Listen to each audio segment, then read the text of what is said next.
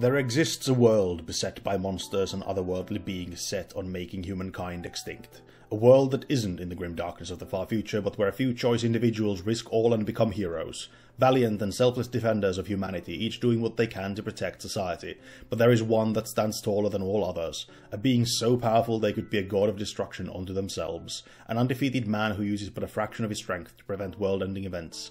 And this man is a moron. Yes, that is right, it is time for a One Punch Man video, as if that wasn't immediately obvious from the thumbnail and the video name already. Now, you might be wondering what compels me to make a video about One Punch Man in 2022 of all things, and well, the reasoning is twofold. In a recent poll, you guys seemed to like the idea that I made a One Punch Man video, and I did do a Mob Psycho 100 review not too long ago, and One Punch Man is the superhero-themed brother of Mob, by the same author, so I figured it would be fitting.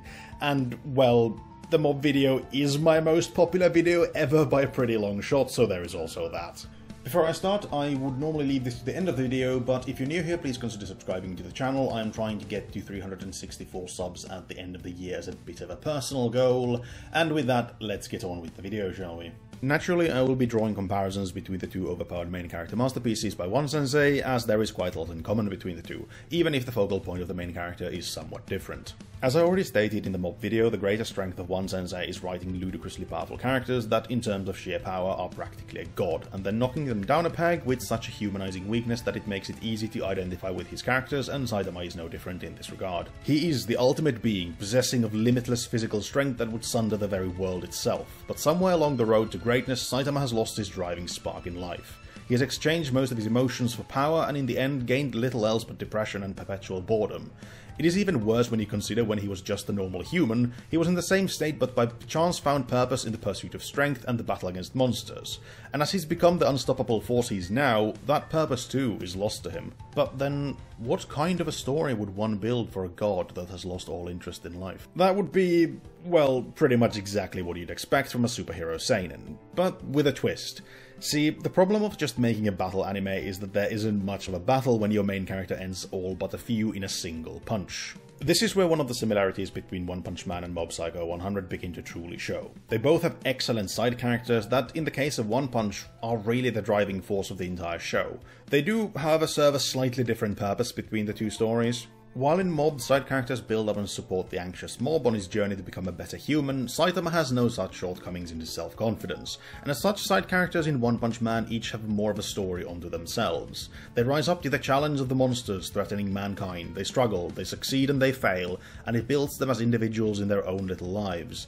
And when all hope seems lost and the monstrous foe is preparing to deliver the final blow, the music kicks in, the hype is turned up to 11, and we see the white cape and red gloves as hope is restored when Caped Baldy comes to save the day and deliver that world-shattering punch. And this is honestly pretty much how the first season goes. It doesn't necessarily lead to a bigger conclusion from a story standpoint, but damn, it is entertaining, with unique and somewhat obscene villains popping here and there, paced with silly moments of Saitama being, well, not the smartest cookie, and generally fooling around with unwittingly creating a nemesis, taking on an apprentice, and realizing the biggest mistake of his hero career. It's a bunch of silly little fun with little tidbits of overarching story somewhere in the background. A story that does include a subtle spark returning to Saitama's life with the help of the people around him, even if the man himself isn't too keen on all his relations, but at the end of the day, human relations are an important part of life, and as the ones Saitama builds with people like Genos, Sonic and King develop, we see the joys slowly return to him. The second season, however, isn't quite there in terms of it all. Now, I don't want to say it's bad, but the first season is arguably more entertaining, with the second one focusing more on Garou and building up the monsters as a big threat. Now, this might sound somewhat hypocritical, given that in the Mob video I mentioned how the villains not getting the same god-tier character building and deep motivation as the good guys did was a crying shame. It just somehow doesn't work all that well in One Punch Man. The discrepancy between the two seasons in almost everything is noticeable, and from time to time it feels almost as if Saitama was pushed to be a side character in his own show, and the entire thing took a more serious turn from the light-hearted fun of its debut. Admittedly, elements of this were always present in the anime, but I feel like the first season focused more on the comedic relief effect of the lovable idiot that is Saitama, the situations that couldn't be solved by sheer brute force alone were more in the limelight, and when we had the fights with Saitama himself in the focus, they were often given a more comedic tinge with his mind being on other things like the mega sale in his favourite supermarket, and personally I really loved this approach about the first season. But all being said, One Punch Man is still a battle anime, and oh boy do those battles deliver. I already mentioned how a lot of the battling focuses either on the side characters doing the majority of the fighting, or by obstructing Saitama in some other way. They are an eye-wateringly dynamic and explosively animated whole, with themes shifting from explosive fire destruction to lightning-fast blade work and masterful martial arts, all the way to overwhelming psychic might and the story of standing up even when you know it's in vain, just to make a statement and try to live up to what you think a hero ought to be. And no matter how hard a battle, or how unobtainable a victory may seem, in the moment, when all hope had faded, that Isildur, son of the king, took up his father's sword. Saitama, the hero we don't deserve, arrives and pushes the show back to the extreme hype levels only a true power fantasy could reach, and no matter how many times I see, that one punch never fails to deliver. But I've been going on and on about the battles, and while they're amazing, much like with Mob, One Punch Man has that balance of awesome fight scenes that just as quickly as they start turn into something different. With Mob, that something is heart-wrenchingly human depictions of, well, humanity, but with One Punch Man there is a bit more leeway. These moments go from the purest forms of comedy, mostly at the expense of the show's main character, those aforementioned touching depictions of humanity, to growth as a hero, growth which is often driven by the villains creating a connection between the two sworn enemies.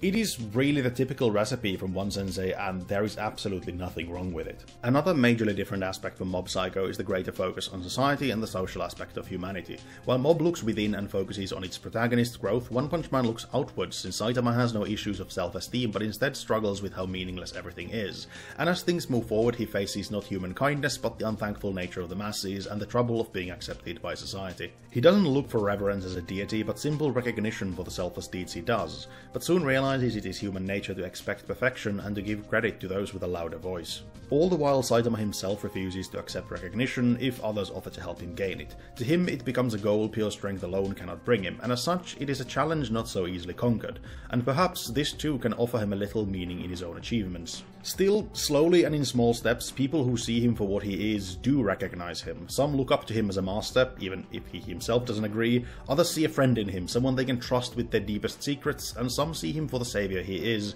or an inspiration to commit selfless actions themselves.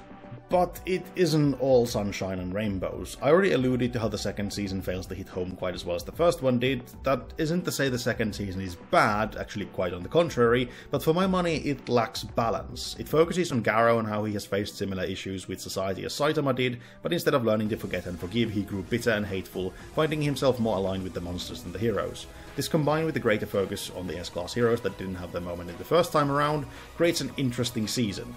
However, while Season 2 does contain comedic moments as well as Saitama's flex on power and even a new challenge Capability fails to overcome with his godlike powers, not to mention the hype familiar from Season 1 as our hero finally arrives to save the day, it all feels a little neutered. The lows are lower and the highs aren't quite as high, making the continuation of One Punch Man somewhat bleak and even a little lackluster at times.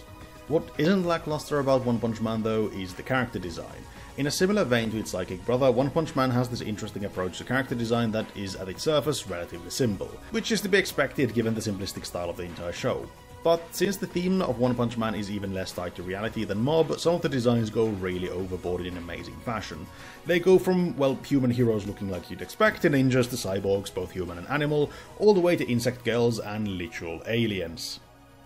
Where both Mob and One Punch Man see their character design align with one another is that the interesting bits don't end with the exterior. They're all deep and interesting in terms of personality, hopes and dreams, or at least the good guys are. Interestingly, while the good characters get a similar level of depth, to Mob the lesser depth of the antagonist isn't really such a glaring issue in One Punch Man, since the general theme of the anime doesn't dive as deeply into one's personal growth as a human being.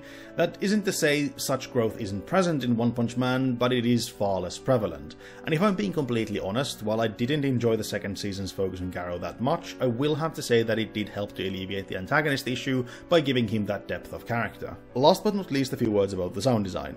Now, as per usual, this isn't my area of expertise, so all I can offer you is how it made me feel personally. That being said, the sound design from an effect side of things is very similar deal as with Mob Psycho, but for a different reason. That is to say, while there is nothing wrong with it, there is also nothing that really shines either. It just kind of is. But while with Mob this was due to the amazing depth in everything else, in One Punch Man this is because the music hits so goddamn hard that it overshadows the general sound effects. And more specifically, it's the use of music to boost the hype up to 11 at that crucial moment when a god enters the fray and delivers that single punch we all know and love, and those are the moments that really stick with you about One Punch Man. And for my money, if the music is the one major thing you remember years down the line, then it's done right. So then, with all being said and done, what are my overall thoughts on the one seinen that brought One Sensei's work into the limelight? With Mob Psycho, I said that it didn't get the recognition it deserved, but that really cannot be said about One Punch Man. It took the world by storm, and that was totally deserved. While it is spiced with phenomenally animated fights and heartfelt comedy, at its core One Punch Man is an anime about the ugly side of society, friendship, and the search for one's purpose in life. After all, can you really live life to the fullest if your life lacks substance? But unlike with Mob, the balance between the crowd-pleasing fights and the deeper message makes it far easier to approach and appreciate. Now, in terms of giving it a numerical rating, I am faced with a conundrum. I gave Mob an 8 for the first season and 9 for the second, and while it would be easy to just flip those numbers the other way around and call it a day, I don't think I can really do that.